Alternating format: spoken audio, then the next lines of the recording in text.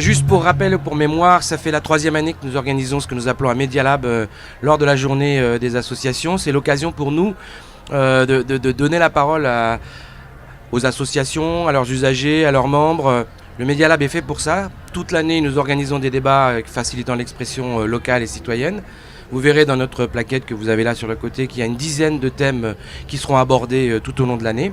Et donc, d'une certaine manière, aujourd'hui, c'est le lancement de l'année d'expression citoyenne et avec un thème sur les associations de quartier.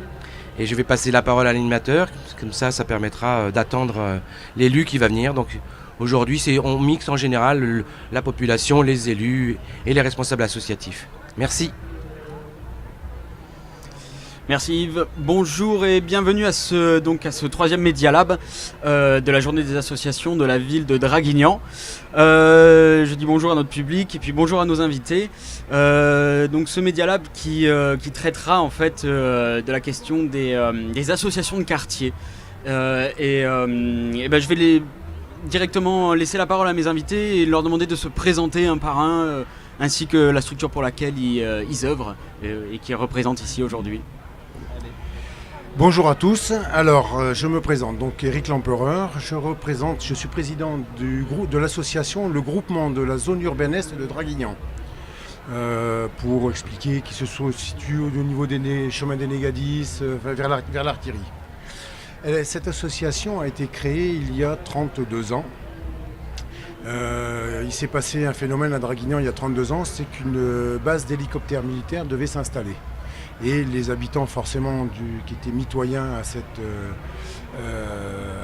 base s'y sont opposés et ils ont créé cette association pour se défendre. Ce qui fait que, je vous passe les détails, mais la base elle n'y est pas, elle n'y est plus.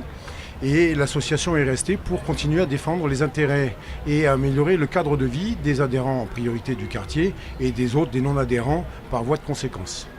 Elle a une autre utilité également, c'est-à-dire de maintenir un lien social entre des anciens et des plus jeunes, permettant à certains moments, quand certains anciens sont en difficulté ou santé, ou ça peut être financière, mais c'est pas souvent le cas, mais c'est surtout au niveau des problèmes de santé. Et donc ça permet d'intervenir et puis d'être présent auprès d'eux pour les aider. On représente une 50aine de familles sur le secteur. Et nous avons 2 réunions importantes chaque année, c'est-à-dire le pique-nique de l'association de quartier qui se déroule au mois de juin, où une manifestation où on se retrouve généralement environ entre 50 et 70 personnes, et l'Assemblée Générale au début janvier. Ok. Voilà. Merci Monsieur l'Empereur. On accueille Monsieur Grégory Love qui vient d'arriver. Je vais lui demander de se présenter directement. Voilà. Bonjour. Bonjour à tous.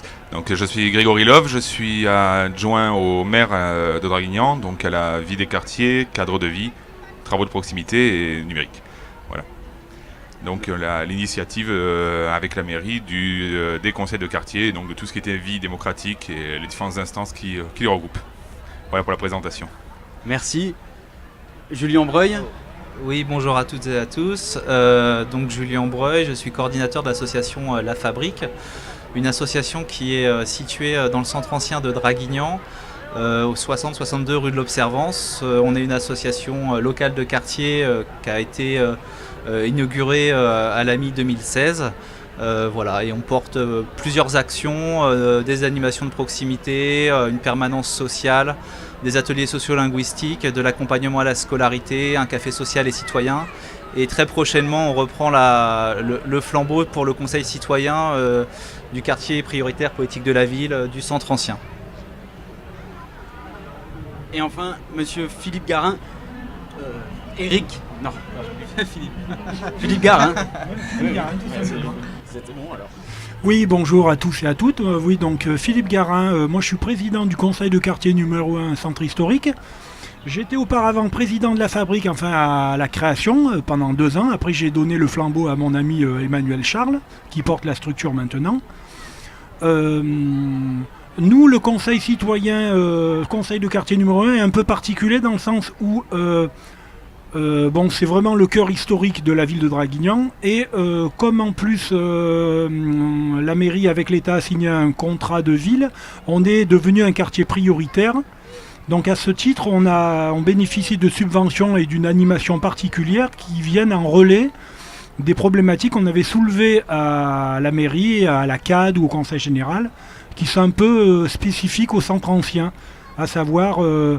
nous, on a des problèmes de délinquance, on a des problèmes de salubrité, de tri avec les poubelles, des choses un peu basiques, mais bon, qui sont souvent portées par les habitants.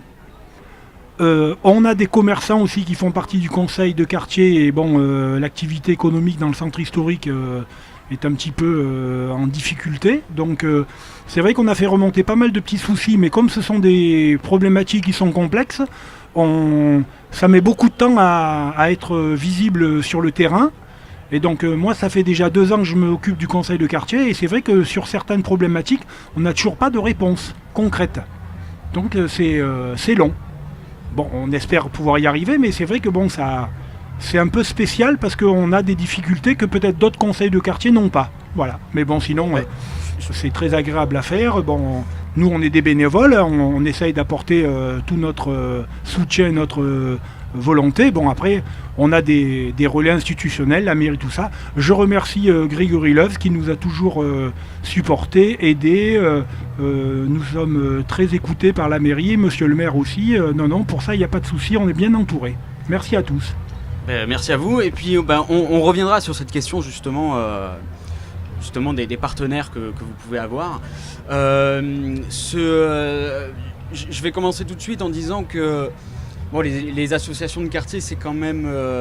Il y a une longue tradition populaire et démocratique derrière ces dispositifs. C'est surtout après la Deuxième Guerre mondiale qu'elles ont commencé à se multiplier. Et elles ont très vite dépassé l'aspect défense, le simple aspect défense des intérêts des habitants pour favoriser aussi la participation des habitants à l'amélioration de leur cadre de vie et au développement de leur cité, en fin de compte.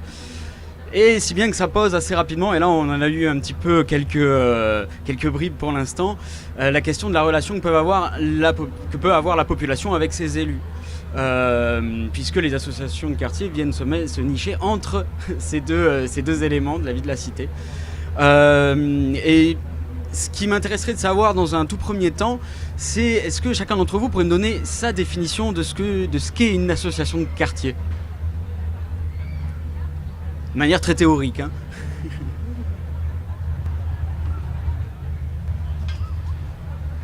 Alors, en effet, les associations de quartier existent depuis longtemps. Là, on est sur un principe de conseil de quartier. Alors, les conseils de quartier, c'est un peu particulier. Il faut savoir que sur les villes de 80 000 habitants, c'est obligatoire.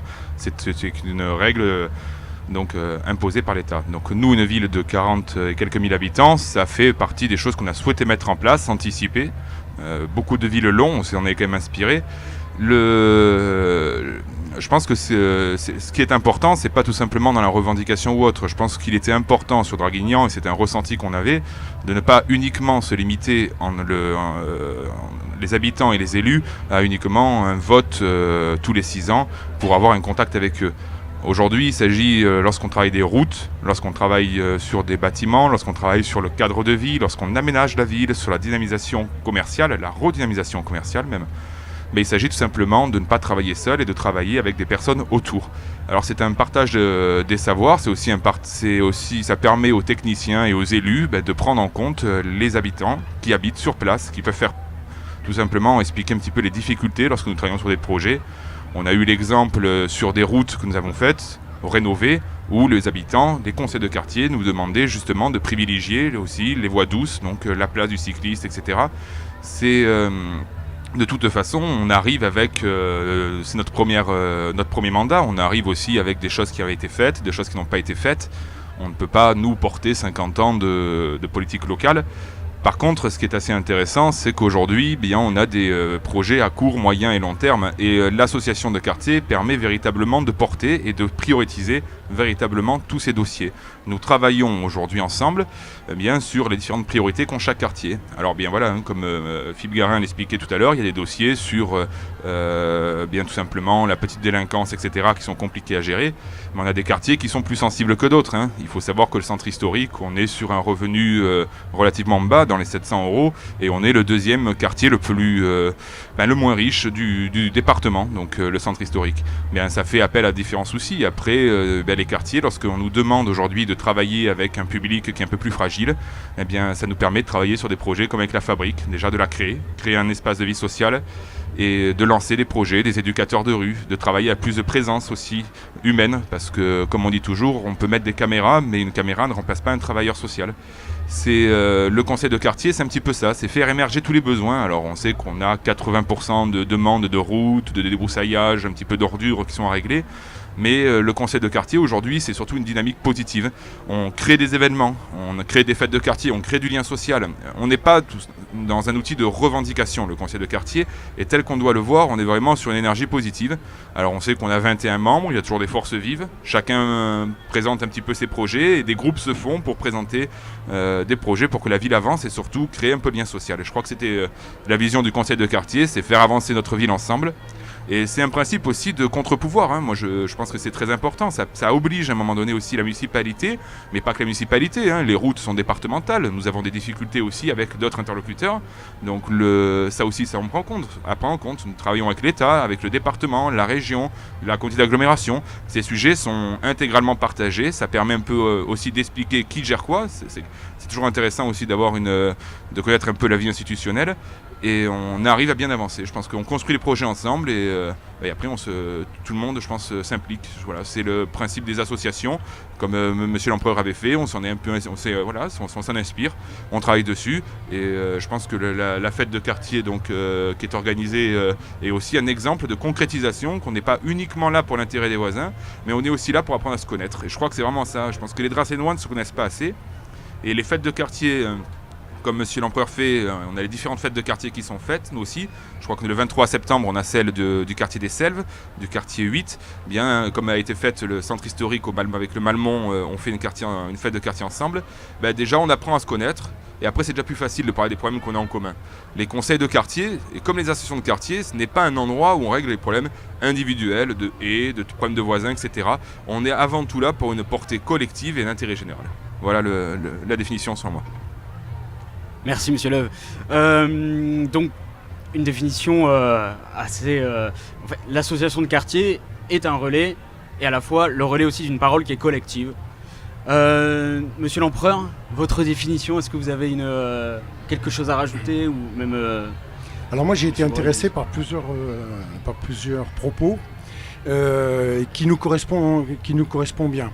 Le premier propos, c'est le sens positif de l'association, qui n'est pas là pour dénigrer, qui n'est pas là pour saper tout ce qui peut être présenté. Nous, on a toujours travaillé depuis plus de 30 ans de manière positive et constructive. C'est-à-dire qu'on est critique, mais au sens noble du terme, et on a souvent proposé des solutions qui n'ont pas forcément été retenues, mais qui ont été proposées parce qu'on a travaillé dans ce sens-là sur certains sujets.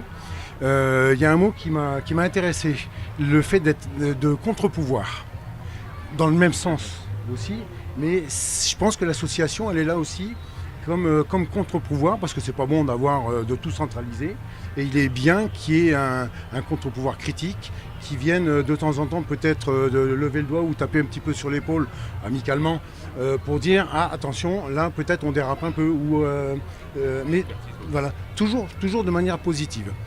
Au niveau de l'association, ce qui est important pour nous aussi, c'est j'en ai parlé un tout petit peu tout à l'heure, mais c'est d'avoir ce caractère familial.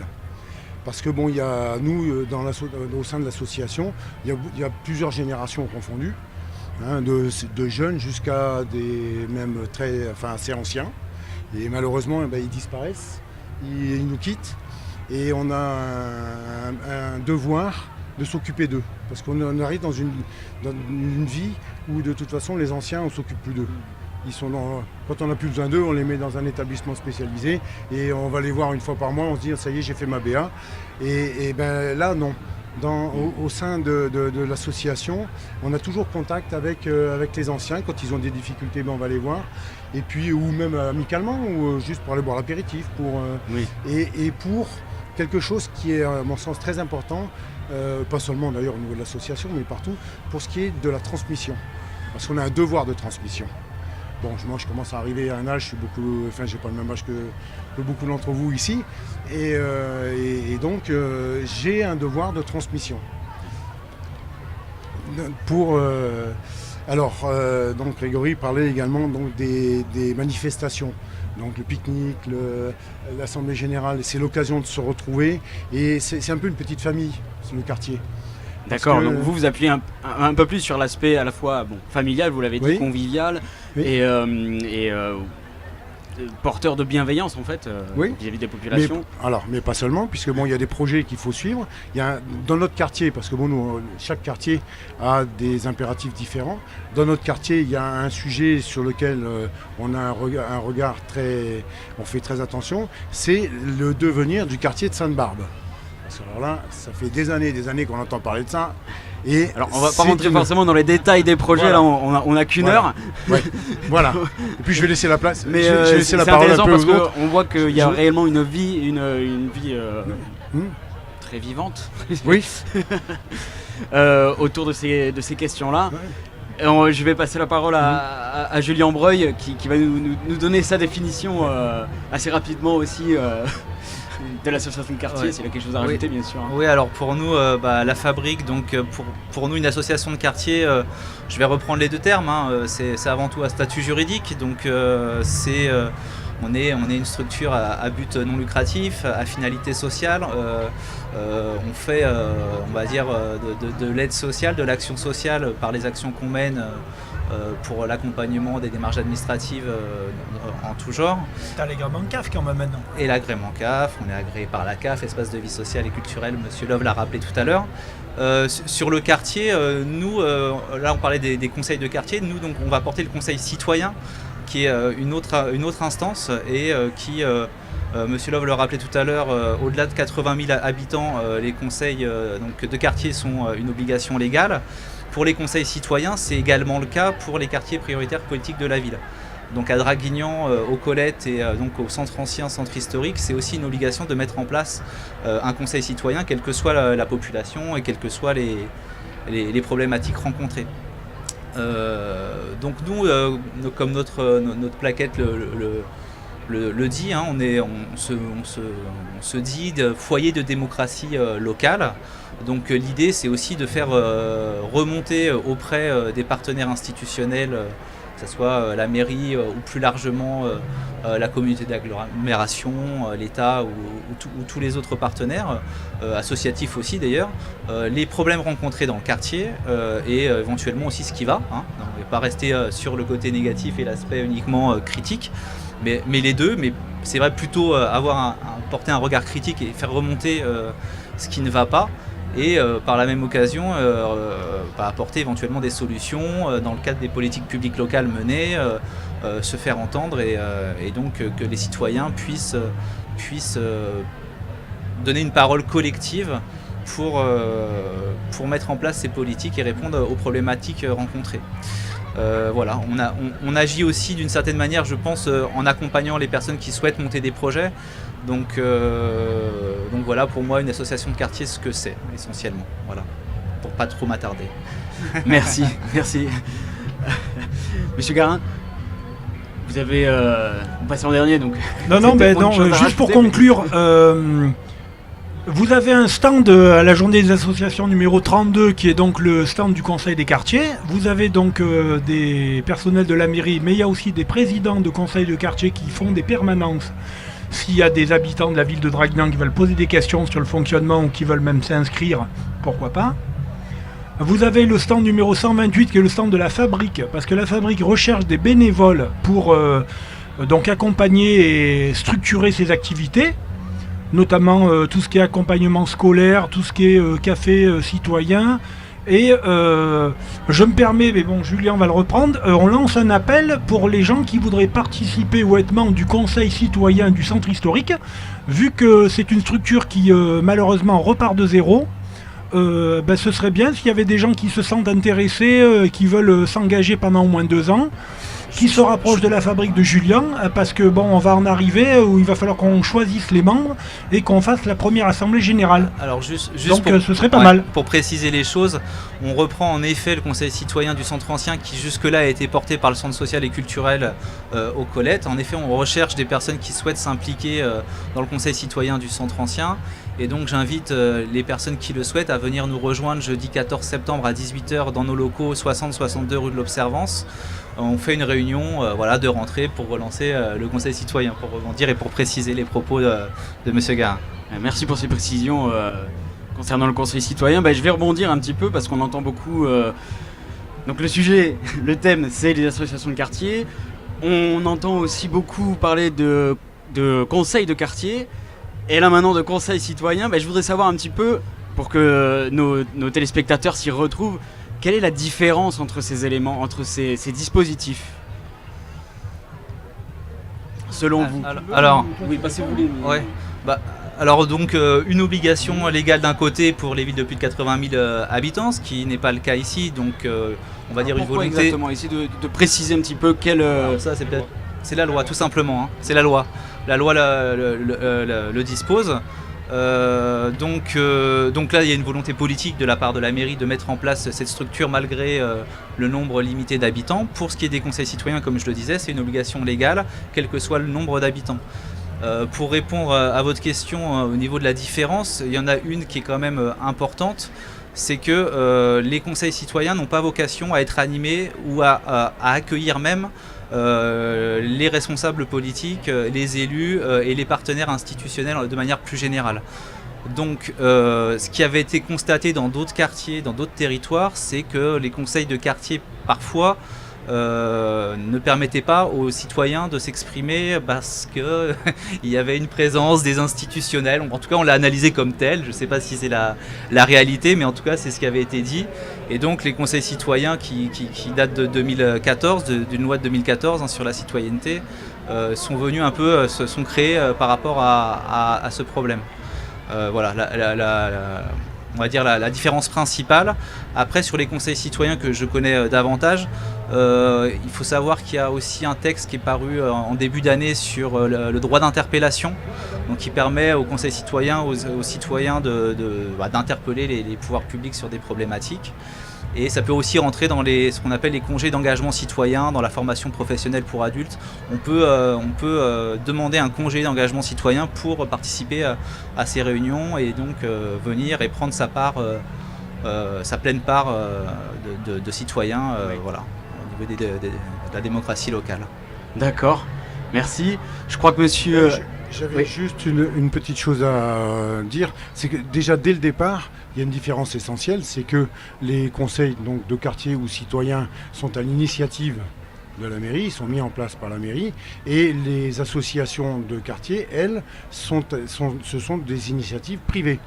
Et justement, donc il y a une différence essentielle à ce niveau-là, c'est-à-dire que déjà l'association de quartier, elle a une indépendance totale, qu'à moins le conseil de quartier ou le conseil de... Parce que nous, les conseils de quartier, les conseils de quartier, légalement, nous ne sommes pas des associations. Je ne peux pas ouvrir de compte bancaire au nom d'un conseil de quartier. Donc je passe par la fabrique, moi, qui est une association avec un compte, tout ça. Moi, j'ai pas de numéro SIRET. Donc je ne suis pas une association. On est une animation locale. Mais c'est vrai que cette année, à la demande de la mairie, on a essayé d'augmenter le périmètre des conseils du quartier, c'est-à-dire que cette année, ma priorité, ça a été de faire des animations, c'est-à-dire des activités où les citoyens du conseil de quartier dont je m'occupe pouvaient se retrouver de ça. Donc c'est vrai que cette année, on a fait une grande fête qui s'est faite le 8 juillet 2017, en partenariat avec l'association des boules du Jardin des Hospitaliers au Malmont. On a eu plus de 300 familles qui sont venues. Grégory Love peut en témoigner, on a été un peu débordé même parce qu'on a eu beaucoup de monde. Donc comme ça a beaucoup plu, monsieur le maire est d'accord, on refait ça l'année prochaine. Donc on pourra se retrouver le 8 juillet 2018 pour la nouvelle fête de quartier du centre historique. rendez-vous pris donc. Et monsieur Love voudrait s'exprimer sur le sujet. Je pense qu'il y a une différence. Il y a un point commun. Le point commun, c'est l'habitant au cœur de la cité et surtout l'habitant au cœur d'un périmètre. C'est 3 périmètres différents. L'association de quartier donc, est définie par un périmètre, tout comme l'association, le conseil citoyen et le conseil de quartier. Ce sont souvent 3 périmètres différents. Ce sont dans les 3 cas des citoyens qui s'engagent pour la vie de la cité. Ensuite, ce sont 3 formules juridiques différentes, parce qu'on est une sous forme associative dans laquelle les habitants font une action donc de monter une association pour représenter leur intérêt dans tous sens, dans tous les sens. On a le conseil citoyen qui est une instance mise en place par l'État qui vise dans des quartiers qui sont prioritaires. Donc s'il n'y a pas de quartier prioritaire, il n'y a pas de conseil citoyen. Nous avons 2 quartiers prioritaires, donc 2 conseils citoyens mis en place par l'État avec une gestion associative généralement pour le projet, alors, en tout cas via une structure. Et le 3e, c'est le conseil de quartier où c'est en effet sur un projet municipal où nous invitons les habitants à, comme dans les 2 autres cas, à proposer et travailler. Il y a une petite différence aussi, c'est les budgets. Le conseil citoyen a une enveloppe aussi pour la création de projets, donc c'est-à-dire que les habitants peuvent soumettre des projets et ont une petite enveloppe par projet pour créer. On a aussi, nous, une dimension un petit peu plus large parce qu'on regroupe l'intégralité du territoire avec les présidents qui se réunissent pour travailler sur l'ensemble. Draguignan, les conseils de quartier couvrent l'ensemble de Draguignan. Donc tout Draguignan est couvert. Pas une boîte aux lettres est à l'écart du conseil de quartier. Le conseil citoyen est un périmètre qui est défini par l'État. L'association de quartier définit un périmètre en fonction des adhésions et ça peut plus ou moins évaluer. Le conseil citoyen ne bouge pas. Le conseil de quartier, techniquement, ne doit pas bouger non plus géographiquement, même s'il y a des réajustements. L'association de quartier est un peu plus libre. Elle peut évoluer en fonction des différents besoins, intérêts ou sujets sur lesquels elle doit traiter. Mais les 3, on est sur quelque chose qui est quand même similaire, c'est l'action bénévole du citoyen pour la cité. Je pense que c'est ça qui regroupe les 3 intérêts. Alors c'est un millefeuille, mais il y a quand même des distinctions très précises. En vous entendant parler un petit peu tous les 4, je me pose une question. Quand les conseils de quartier sont apparus donc en 2014, je me dis, est-ce que... Les conseils citoyens en 2014. Les conseils citoyens, les conseils de quartier, ça peut être plus ancien. Enfin, à Draguignan, est-ce que par moment, donc chacun son périmètre, mais est-ce que par moment il n'y a pas de la concurrence entre ces 3 ou est-ce que vous travaillez ensemble au contraire? Oui, alors de concurrence, je pense pas, non, il n'y a jamais eu de concurrence. D'autant que, comme Laurie le disait, il y a certains membres, comme dont je fais partie, mais donc qui participent aux 2. C'est-à-dire à la fois au conseil de quartier et qui font partie de notre association. Puisque dans notre quartier, en fait notre association en plus elle est au niveau géographique dans 2 conseils de quartier. Et donc on a 8 ou 9 membres de l'association qui font partie des conseils de quartier. Et il n'y a pas de concurrence, il n'y a pas de rivalité, il n'y a pas de... il n'y a pas de guerre du tout. En fait, on a plusieurs casquettes. Quand on va au conseil de quartier, on met la casquette conseil de quartier et on travaille dans le cadre du conseil de quartier. Et puis quand on va travailler au niveau de l'association, on travaille différemment. Mais il n'y a pas de guerre entre les 2, pas du tout. Ouais, il faut prendre la bonne casquette juste. Le tout, c'est de ne pas se tromper de casquette quand on arrive. Après, moi je souhaiterais préciser certaines choses sur le conseil citoyen. Le conseil citoyen, c'est pas forcément une association. La loi oblige pas à créer une association, mais c'est vrai que, comme le disait Monsieur Love, il faut à minima qu'elle soit portée par une association locale. Ça c'était le premier point. Après, la particularité des conseils citoyens, c'est qu'ils sont associés au contrat de ville dans un quartier prioritaire politique de la ville. Donc là, sur Draguignan, on est sur un contrat de ville 2015-2020, donc on est à mi-mandat, mi-échéance en tout cas. Et donc le conseil citoyen se centre sur ça, c'est-à-dire que le contrat de ville a été en théorie mis en place en prenant la parole des habitants et des citoyens via le conseil citoyen. Et le conseil citoyen a pour rôle de participer à sa mise en œuvre et à son évaluation tout au long de sa mise en place. Oui. Donc ça, c'est quelque chose qui quand même le distingue peut-être des deux autres structures qui m'entourent. Voilà. Allez-y. Dans les conseils de quartier, on a quand même une action très concrète parce que nous, avec la mairie et les autres présidents de conseil de quartier, on a mis en place un mode de fonctionnement qui est identique à tous les conseils de quartier, c'est-à-dire que on a des référents, hormis bien sûr l'élu, Grégory Love, mais on a des gens qui sont dédiés au conseil de quartier, donc on peut les interpeller directement à la mairie ou pas. Et au niveau mode de fonctionnement, on a un mode de fonctionnement par fiche projet, c'est-à-dire que nous, présidents de conseil de quartier ou membres des conseils de quartier, on peut rédiger une fiche qui est sorte de fiche d'action, on va dire. On met ce qu'on a constaté, qu'est-ce qu'on pourrait faire pour améliorer, combien ça coûte, quelle est la personne qui va pouvoir faire bouger les choses. Et ça, tous les mois, on s'est réunis avec la mairie et les membres des conseils de quartier ou entre présidents. Et on fait le suivi des fiches. Et bon, si elles sont pas mises en place, bon, on demande et pourquoi, qu'est-ce qui s'est passé, qu'est-ce qui s'est pas passé, on n'a pas les sous, on a les sous. C'est quand même très concret, c'est pas que de la participation pour faire joli, quoi. Il y a une action concrète. Vous pouvez demander un peu des comptes. Oui, en gros, bien sûr. Oui. Ok. Après, je voudrais aussi préciser ce que M. Love l'a abordé aussi tout à l'heure. Il faisait allusion à une enveloppe budgétaire pour les citoyens dans le cadre du conseil citoyen dans le quartier prioritaire politique de la ville du centre ancien, puisque je représente ici le conseil citoyen du centre ancien. Ça s'appelle le fonds de participation des habitants.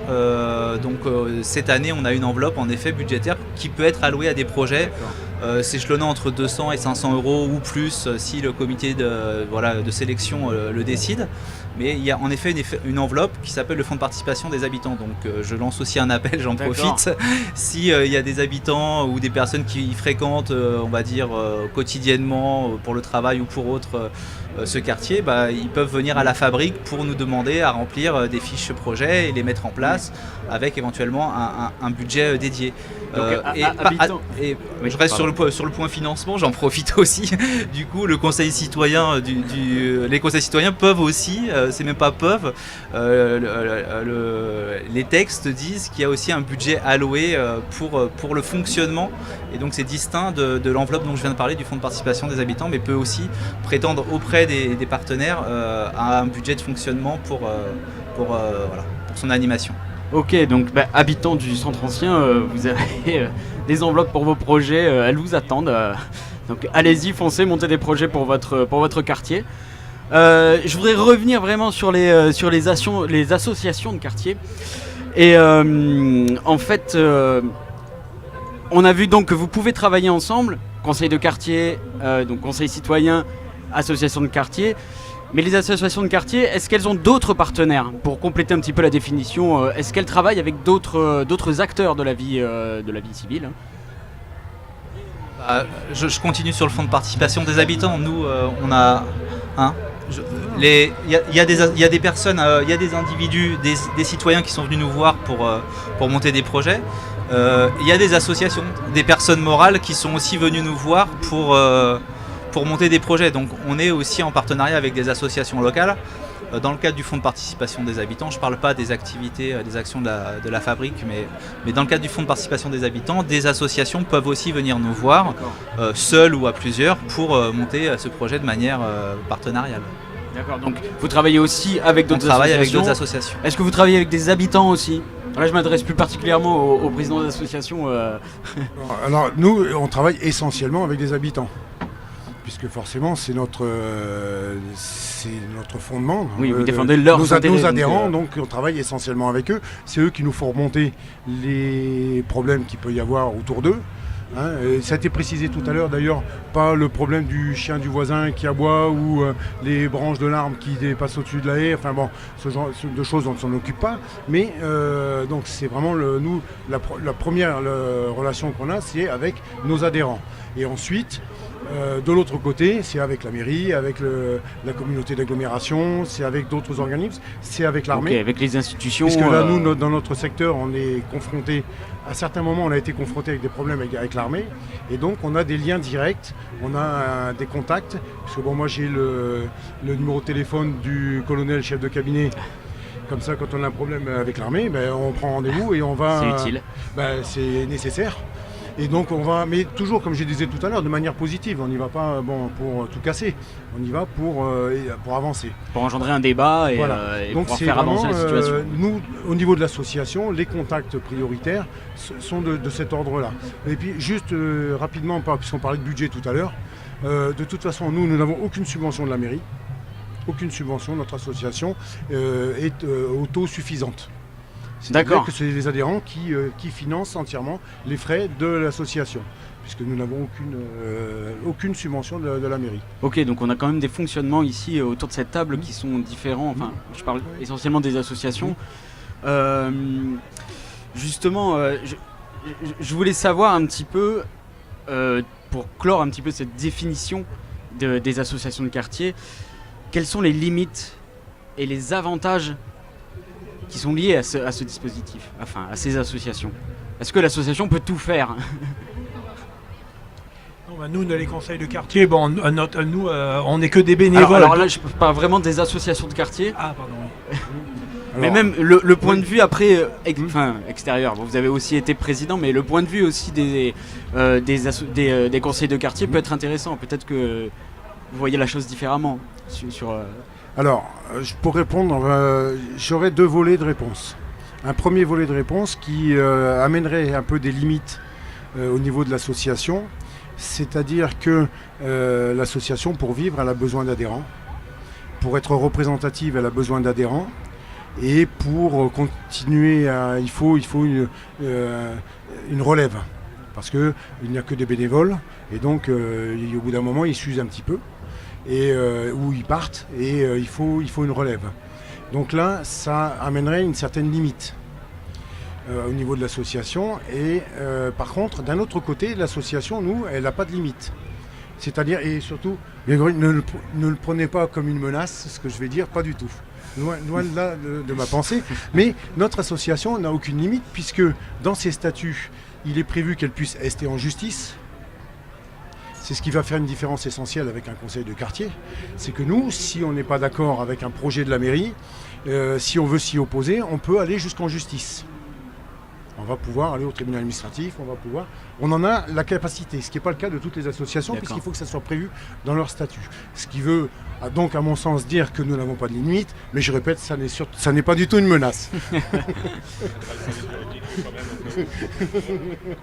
Voilà, c'est parce que vraiment on travaille dans un sens positif. Vous voulez souligner en fait cette possibilité de l'association, quand elle a été créée, elle a eu besoin d'aller en justice pour prendre un hélicoptère c'était une base d'hélicoptères qui s'installait à Draguignan. Donc c'était catastrophique pour l'environnement. Que vous avez toute la journée des hélicoptères qui vous tournent autour de la tête, c'est insupportable. Et donc là, il a fallu aller en justice. D'accord, donc ok. Monsieur Breuil, sur les limites, les avantages voilà, quelles sont les limites de la fabrique? Alors, je vais répondre aussi en plusieurs points. Il y a en effet la question de la mobilisation des habitants, des bénévoles, éventuellement des salariés qui aident à développer cette structure.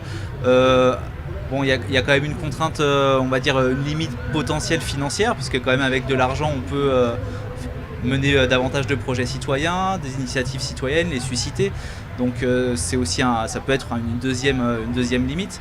Sur la question des recours devant les tribunaux pour X ou Y raison, même si ce n'est pas une menace, c'est vrai, il faut une association constituée avec des statuts qui le prévoient. Donc nous, de notre côté, on reprend le flambeau, donc c'est un peu tôt pour vous répondre, et je peux même pas répondre à la place des personnes qui constituent le conseil. Donc je vais laisser le conseil citoyen du centre ancien se constituer, se développer et décider s'il souhaite se constituer en association ou pas, avec la possibilité de rester en justice ou pas. Après, la conception, notre conception, c'est aussi une conception de participation et donc de co-construction des politiques publiques. Elle n'est pas frontale, elle est partenariale, bien sûr. Et l'idée, c'est plutôt de faire remonter du terrain vraiment les problèmes rencontrés. Et puis après, il y a une limite qui est que nous, on va travailler au sein des conseils citoyens. c'est la méconnaissance parfois ou la mauvaise information sur l'environnement institutionnel, les compétences de chacun. Et là aujourd'hui on est trois à représenter des associations ou en tout cas des instances pour les politiques publiques voilà.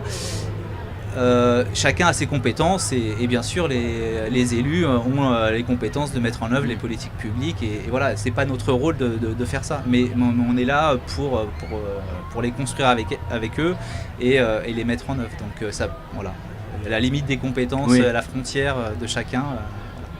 Je voudrais préciser un peu.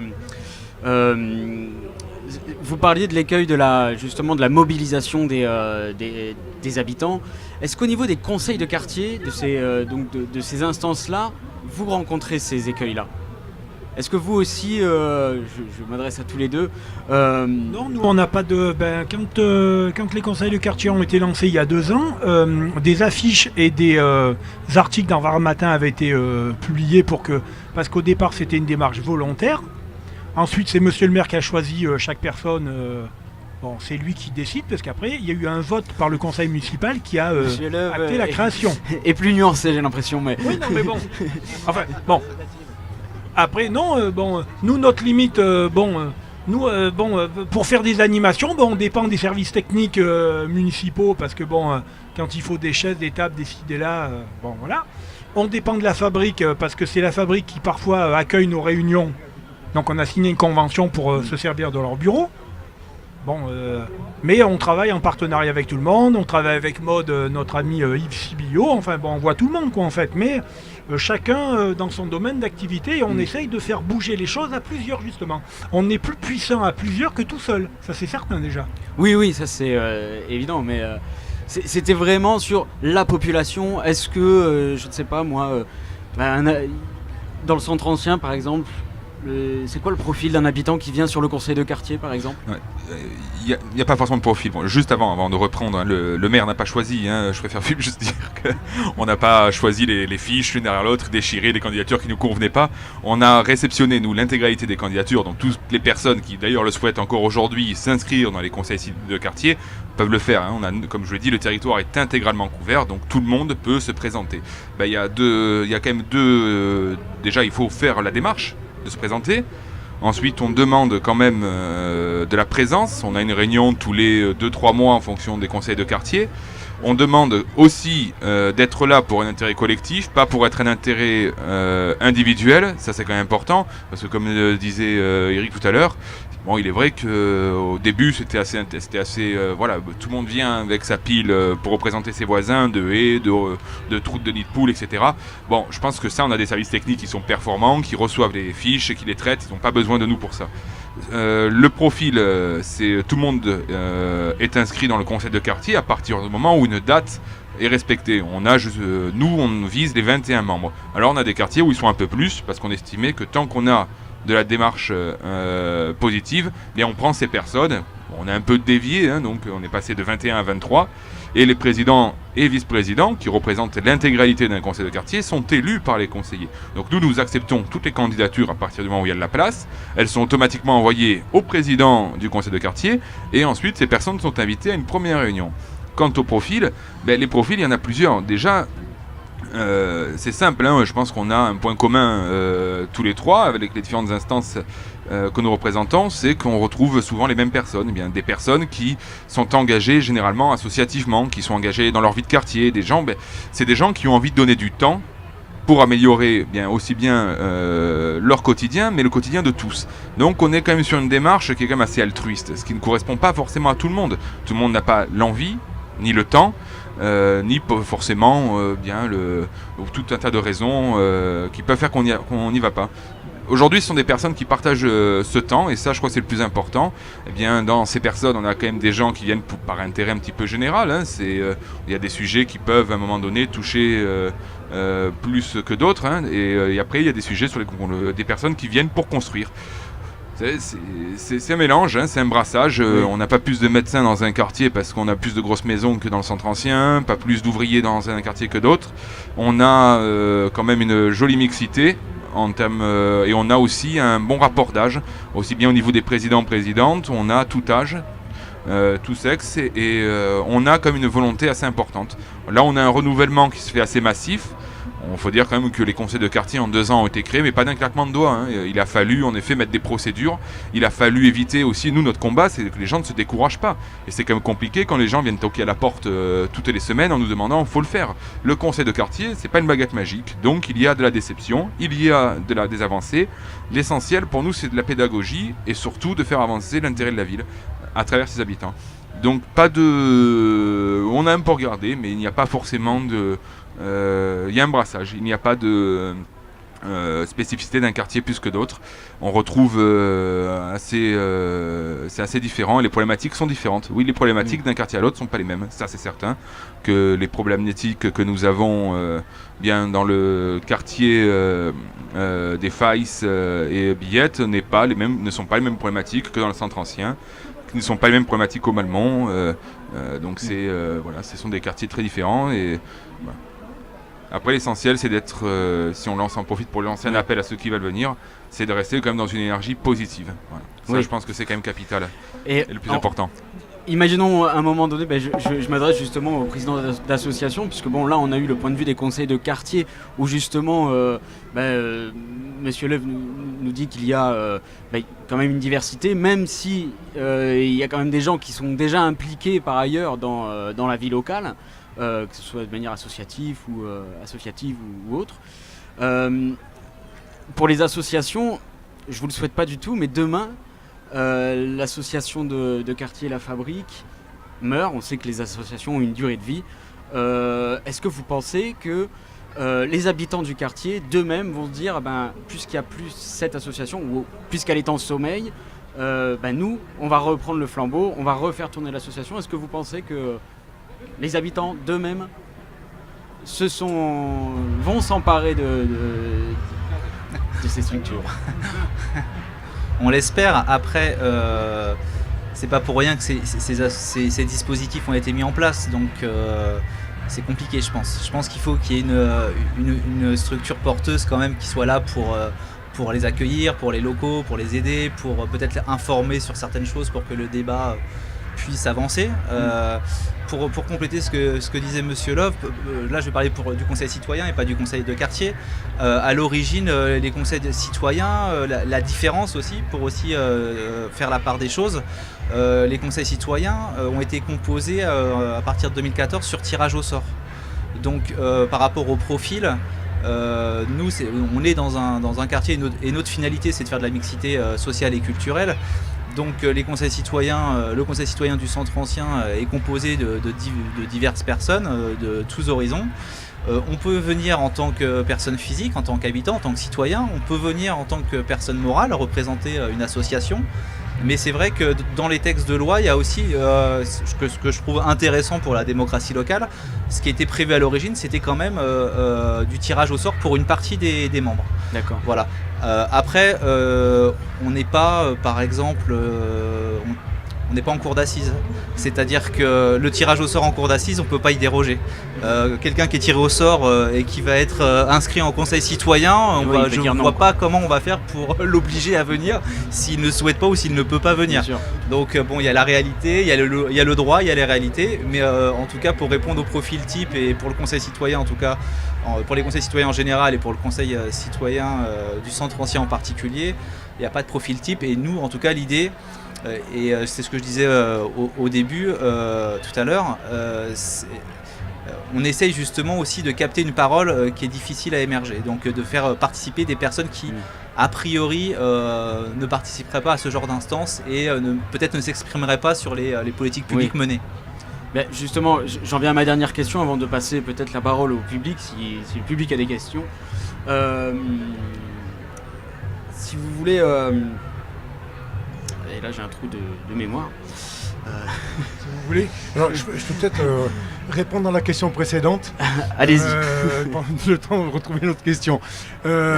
Parce qu'elle est très intéressante pour nous en tant qu'association, parce que la question de la survie de l'association, elle est capitale. La relève, elle est difficile. Je ne suis pas totalement convaincu qu'il y ait d'autres associations qui viendraient se recréer. Puisque Draguignan, à ma connaissance, sur la commune de Draguignan, il y aurait 3 associations de quartier, si celle du Flyosquet existe toujours. Donc elle n'existerait plus, comme association de quartier. Voilà. Donc il n'y aurait plus que 2 associations de quartier, ce qui est peu pour une ville de Draguignan. Mais finalement, la question, elle nous amène à nous interroger et à nous dire il faut qu'on soit très vigilant, il faut qu'on prépare la pérennité de l'association.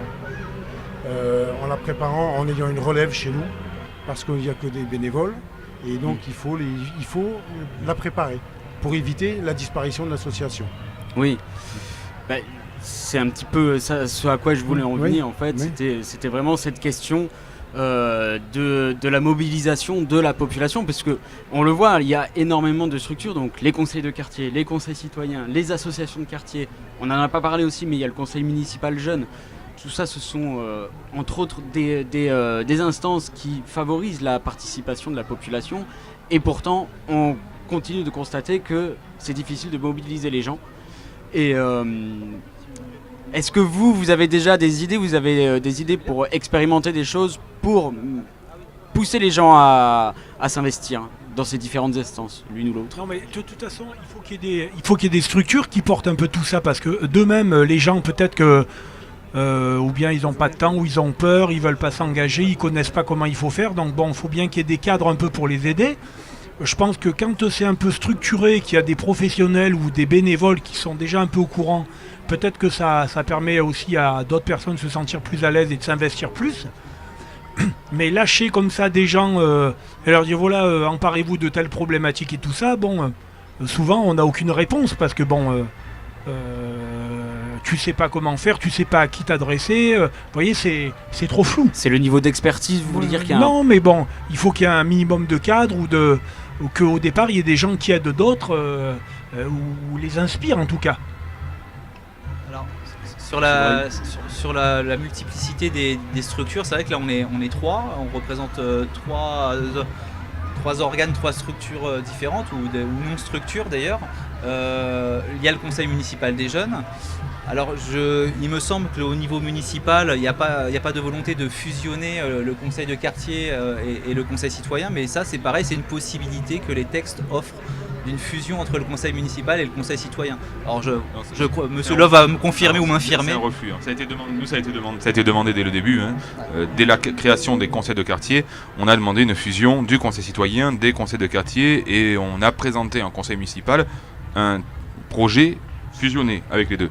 Ça a simplement été refusé par l'opposition, et ensuite est monté un peu plus haut, donc le projet nous a été enlevé et on nous a demandé de faire 2 projets distincts, tout simplement parce que le conseil de quartier 3 que représente M. Dibling ne pouvait pas représenter le conseil citoyen dans le quartier, le 2e dans les Colettes, représente des îlots de bâtiments, et pour nous faire un conseil de quartier, il faut qu'on prenne un quartier dans son ensemble, donc même si on le réduisait au minimum, on avait quand même une partie mixte, c'est-à-dire des personnes qui ne faisaient pas partie des 2 territoires.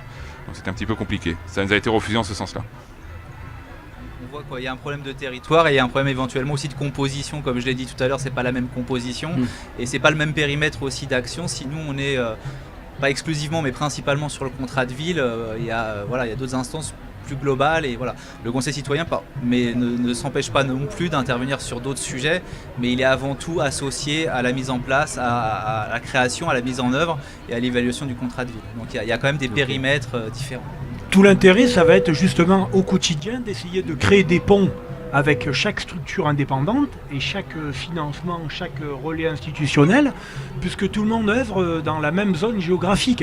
Donc l'intérêt, c'est de pouvoir tous travailler ensemble pour faire avancer le quartier, en fait. Parce que là, on parle toujours du même quartier.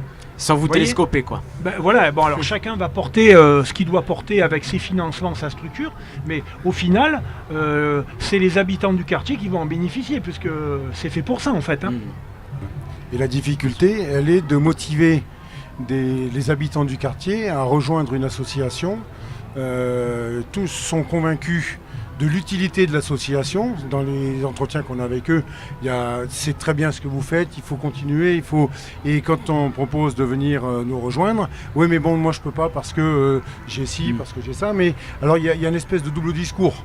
Le discours, je trouve que c'est bien et ça doit exister, et à côté le discours, moi je veux pas m'engager.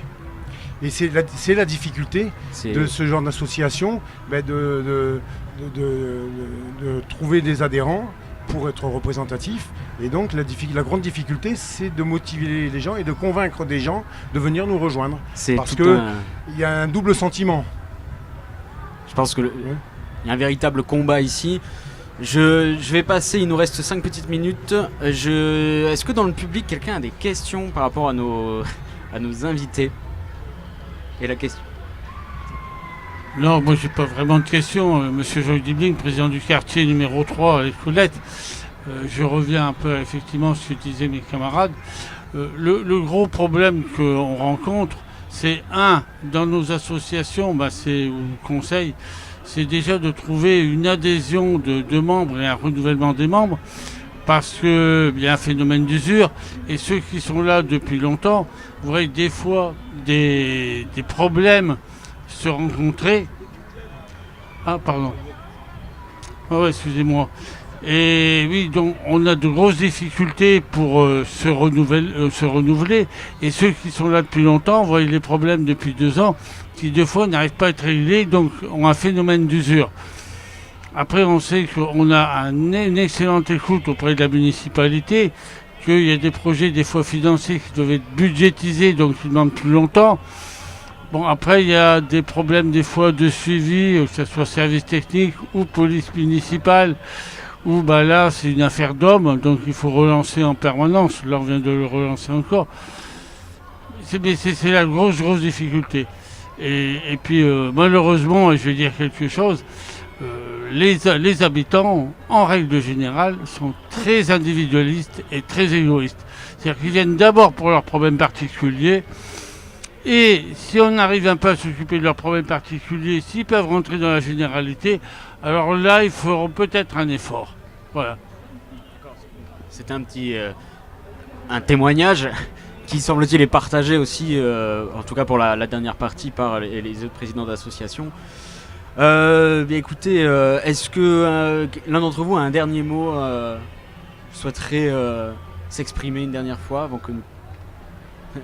Écoutez, moi je voudrais déjà vous remercier parce que des initiatives comme celle-ci sont des initiatives intéressantes parce que d'une part on peut se présenter, on peut se faire connaître et ça c'est important. Je voudrais remercier Grégory parce que d'abord sa porte elle est toujours ouverte. Quand on a besoin de lui, sa porte est toujours ouverte et ça c'est important d'avoir des contacts à la mairie et d'avoir des soutiens. Donc il faut le dire parce que pas toujours dire que ça va pas, quand ça va bien, il faut le dire aussi. Voilà. Donc merci pour cette initiative. Merci à vous, monsieur l'Empereur. Monsieur Breuil, vous voulez vous exprimer? Moi pareil, je voudrais remercier monsieur Love et puis tout le monde ici présent de nous donner l'opportunité de nous exprimer, de peut-être nous faire connaître à un plus large public.